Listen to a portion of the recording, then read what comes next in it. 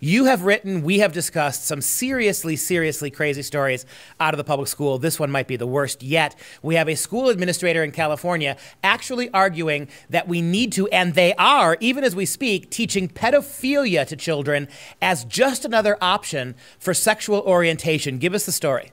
You know, this concerned mother asked the assistant superintendent of curricula in the Brea Olinda School District in California why they were teaching children pedophilia and normalizing anal sex. And you would expect the administrator, the assistant superintendent, to say, "Oh my goodness, that's horrible. Where did you get such an idea? We would never do something like that." But instead, what she says is, well, you know, this is a sexual orientation that has occurred, and so it's, quote, really important to teach the children about this, and they are. Answer me why you're teaching pedophilia in school to ninth graders. Teaching what? Pedophilia, pederasty, right here. I've explained to you that this is done because we are talking about historical perspectives of how gender relations and different types of sexual orientations have existed in history. This is not about something occurred and therefore we have to teach it. I mean, if that was the case, we'd be teaching all kinds of things. What it is about is normalizing every type of perversion. And I want people to realize here the implications of this. This is more than just confusing and perverting and sexualizing the children.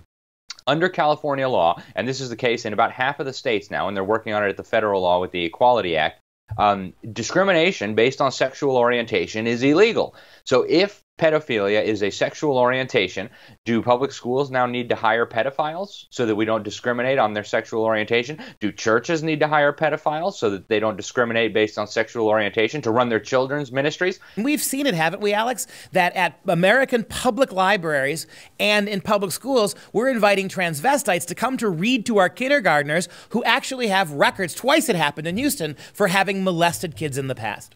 You know, this was the inevitable result of this, right? And now in California's fake history textbooks, they're praising this LGBT superhero, Harvey Milk, for being, you know, the first elected openly homosexual activist.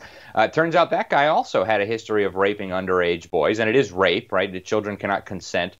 And some of them went on to kill themselves, and yet they've made him into a superhero in California's textbooks as part of this new law that mandates the positive presentation of homosexuals and their alleged contributions to history. What they're going to have to do if they continue this, if this goes unchallenged, is they're going to have to teach children that to oppose the sexual advances of adults simply because they're adults is now a kind of bigotry and orientation phobia. That's the next logical thing, to convince kids that if they're not considering sex with older people, then they're being bigots. That's the only place we by definition have to go next.